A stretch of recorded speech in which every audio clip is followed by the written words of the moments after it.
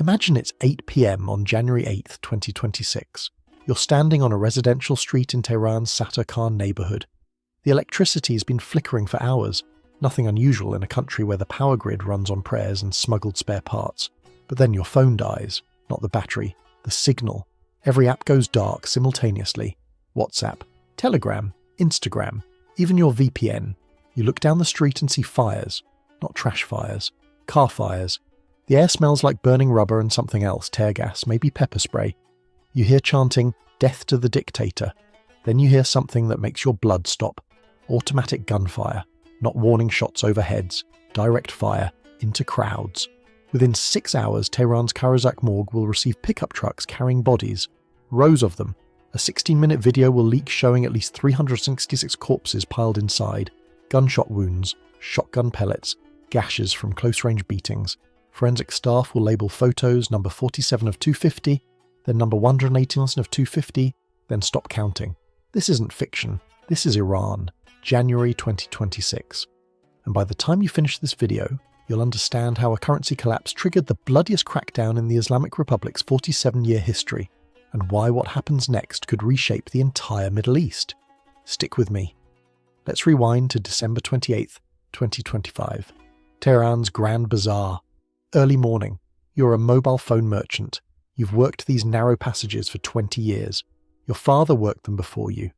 The stall you rent isn't much, maybe 10 square meters, but it's enough to feed your family, pay for your son's university tuition, and save a little for the year your daughter gets married. Except this morning, the math doesn't work anymore. You bought your inventory, Chinese smartphones, Bluetooth headphones, charging cables, at an exchange rate of 1.37 million reals per dollar. Standard rate for December 26th, you priced everything with a 15% markup. Tight margins, but sustainable. Then overnight, the real collapses to 1.44 million per dollar. Your inventory just became worthless. If you sell at yesterday's prices, you lose money. If you raise prices to match the new exchange rate, customers will riot or just not buy. So you do what hundreds of other bazaar merchants do. You close your shop. Here's the kicker. This wasn't a normal market fluctuation. This was structural demolition. The Iranian government runs a multi-tier exchange rate system. Regime-connected firms, IRGC subsidiaries, government importers, politically loyal businesses get access to subsidized dollars at artificially low rates, let's say 500,000 reals per dollar. Meanwhile, ordinary merchants like you access the open market, where the real rate floats based on supply, panic, and the government's credibility or lack thereof. When inflation hits 48.6% in October 2025, then crosses 52% by December, people stop trusting the real entirely. They want dollars, they want gold, anything except the melting ice cube in their wallets. And the government? Silence. No policy announcement, no reassurance, just nothing. That silence transforms an economic problem into a political crisis. Because when the state won't even acknowledge the disaster, citizens conclude one of two things. Either the government is incompetent, or it's complicit. By mid-morning December the 28th, shop closures spread through the bazaar like a contagion. By afternoon, word reaches Isfahan, Mashhad, Shiraz. By evening, it's not just merchants, it's students, oil workers, truckers, unemployed youth who've been dead inside for years, watching their nation's oil wealth fund Hezbollah in Lebanon while they can't afford fruit. The numbers: fruit prices up 75% year over year. Bread and grain nearly doubled. Youth unemployment, ages 15 to 24, hovers between 20 and 23%. That's triple the national average, and Iran's sitting on some of the largest oil reserves on Earth. One protester will later tell journalists, "I'm not scared. For 47 years, I've been dead." That's not a slogan. That's a psychological state. When fear of death stops being a deterrent because existence already feels like death, you get something unstable, something combustible. Before we go further, you need to understand this isn't Iran's first rodeo. This is the fourth major uprising in 17 years, and the regime has learned from every single one. 2009, the Green Movement. Millions take to the streets after a disputed presidential election. Mir Hossein Mousavi claims fraud. The government announces Mahmoud Ahmadinejad won 2/3 of the vote. Tehran sees the largest protest since the 1979 revolution. The regime suppresses it through arrests, beatings, limited killings. Green movement fails. Why? It stayed political. It didn't threaten the system's economic base, and it didn't fracture the security forces. 2019, bloody November. Government triples fuel prices overnight. Protests erupt across 130 locations. This time, it's economic. Working-class Iranians, not middle-class intellectuals. The regime's response? Approximately 1,500 dead in 3 days. Internet blackout, mass arrests, then silence. The world barely noticed. 2022, Mahsa Amini protests. A 22-year-old woman dies in custody of the morality police. Her crime? Wearing her hijab improperly. Protests spread to 210 locations. Schoolgirls lead demonstrations. Women burn hijabs on camera. The slogan, Woman, Life, Freedom. At least 551 killed. Tens of thousands arrested.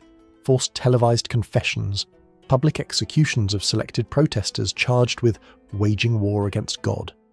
3 months later, the protests fizzle. Same pattern every time. Economic or social trigger ignites demonstrations. Regime offers limited concessions while mobilizing security forces. Protests expand from narrow grievances to systemic demands. Death to the dictator. Down with the Islamic Republic. Regime reframes protesters as terrorists or foreign agents. Internet blackout. Live ammunition. Mass killings. Gradual suppression through arrests, executions, and exhaustion. The difference in 2025. The triggers converge. You've got currency collapse. You've got 52% inflation. You've got youth unemployment at 23%. You've got the June 2025 12-day war, where American forces destroyed 3 Iranian nuclear facilities and Israeli jets humiliated the IRGC, killing over 1,000 Iranians. And here's the psychological hammer. Syria's Assad, Iran's closest regional ally, fell in late 2024. Hezbollah in Lebanon got degraded. Hamas in Gaza is shattered. Iran spent billions propping up the axis of resistance, and now it's gone. So when protests erupt in December 2025, Iranians aren't just angry about bread prices, they're angry about everything. The economic incompetence, the regional humiliation, the 47 years of revolutionary rhetoric that promised dignity and delivered poverty. Let's go to the night that changed everything. January 8th, 2026. Evening. Reza Pahlavi, exiled crown prince, son of the Shah who got overthrown in 1979, has called for nationwide protests at a specific hour. Chant from your rooftops, he says, from your windows. Coordinate. Show the regime you're everywhere. That morning, Supreme Leader Ali Khamenei delivers a speech. He doesn't acknowledge economic grievances. He doesn't promise reform. He calls protesters rioters under foreign influence. He uses the word sedition. He says this is orchestrated by Israel and the United States. That word sedition is the legal framework for unlimited violence. It's not protest anymore, it's war. At 8 p.m. Tehran time, as coordinated chants begin echoing through neighborhoods, something shifts. Security forces, IRGC, Basij militia, police, deploy across major cities with orders that eyewitnesses describe as shoot to kill. Not rubber bullets, not tear gas first, live ammunition, directly into crowds. In Karaj, Elboz province, Soleimani Hospital receives 87 dead bodies on January 8th alone. Parshan Hospital treats 423 injured. In Kermanshah, at least 217 protesters are killed in hospitals in a single night. In Tehran's Fardist district, Soleimani Hospital reports wounds consistent with close-range shotgun pellets and direct rifle fire. A medical worker describes it. They were using tear gas and stun grenades and shot directly at protesters. They even fired tear gas inside people's homes. They shot people with live ammunition, and several were injured. The people feel like they have nothing left to lose. At 8 p.m, internet connectivity across Iran drops to 1% of normal levels, near total blackout. Can't coordinate, can't document, can't call for help. The world goes dark. Why the internet shut down? 3 reasons. Prevents protesters from organising follow-up actions. Blocks external documentation of the violence. No videos means no international outrage. Creates information vacuum where the regime controls the narrative. State media says, armed terrorists opened fire.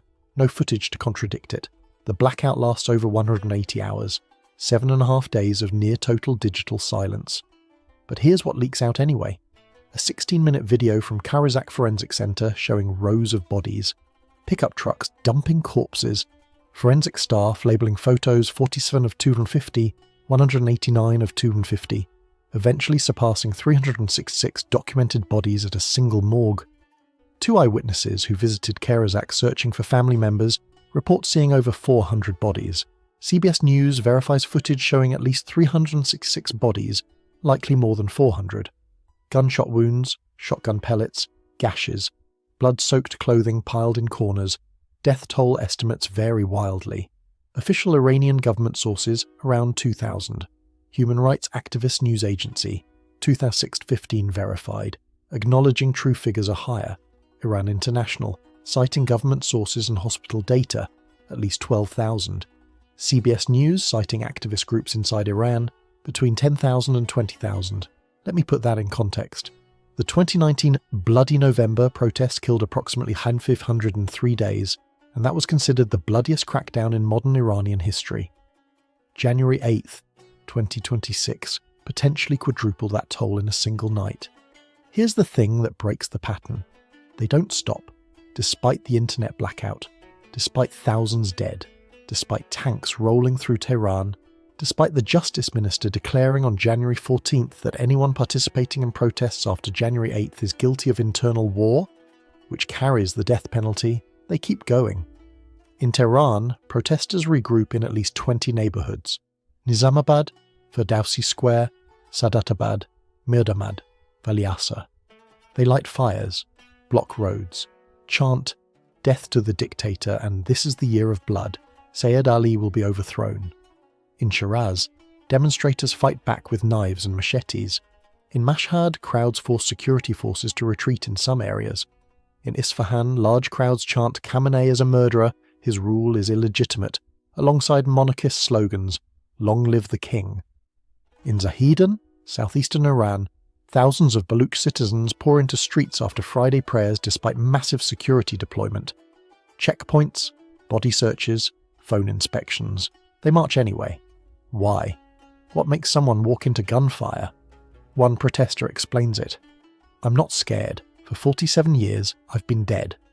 Another. "They shot people with live ammunition. They fired tear gas inside people's homes. The people feel like they have nothing left to lose." There's a psychological threshold where fear stops working, where the threat of death becomes less terrifying than the reality of continued existence under the current system. Iranians are revealing, through their actions, that they'd rather risk death than accept another year of this. And here's what's different from previous uprisings: the ideological diversity. You've got students chanting "Death to the dictator." You've got workers chanting "Neither Gaza nor Lebanon, my life for Iran," rejecting the regime's foreign policy priorities. You've got women burning pictures of Khamenei with cigarettes in viral videos, and you've got monarchists chanting "Long live Reza Pahlavi," and "This is the last battle, Pahlavi will return." Monarchists, in Iran, in 2026. That's seismic. The Shah was deeply unpopular. Savak secret police, Western puppetry, authoritarian excess. For decades, the monarchy was political poison. But a generation of Iranians with no personal memory of the Shah now looks at the Islamic Republic and thinks, could the old system really have been worse than this? That's not nostalgia. That's despair so profound that previously illegitimate alternatives suddenly seem preferable. Now let's zoom out. Because this isn't just a domestic Iranian crisis. This is a potential flashpoint for the entire Middle East. January 2nd, 2026. President Donald Trump tweets that if Iran violently kills peaceful protesters, the US Gus will come to their rescue. He declares, "We are locked and loaded and ready to go." January 12th. Trump announces that any country doing business with Iran will face 25% tariffs on trade with the United States, effective immediately. Economic strangulation beyond existing sanctions. January 13th. Trump tells Iranians that help is on its way, and warns that he'll impose severe consequences if the regime executes detained protesters. January 15th. Treasury Department sanctions 5 top Iranian officials, including Ali Larijani, Secretary of Iran's Supreme National Security Council. Meanwhile, the Pentagon reportedly presents Trump with military target options: Iran's nuclear facilities, ballistic missile sites, IRGC command and control structures. CNN reports US military assets positioning for potential strikes. And then there's Reza Pahlavi. The exiled crown prince positions himself as potential transitional leader. He claims 12,000 Iranians have been killed, unverified, but within the range of activist estimates. Speaking in Washington, he calls for military action targeting what he calls the architecture of repression, the IRGC's command structure.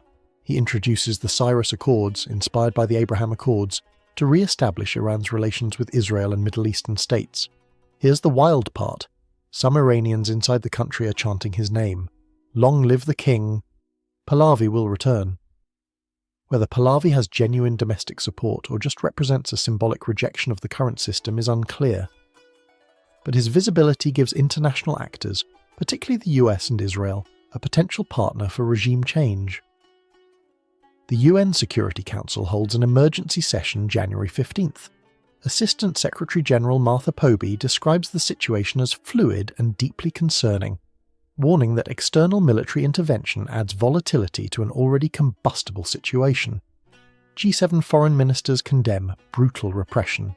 European leaders, Macron, Starmer, Merz, express concern while cautioning against intervention.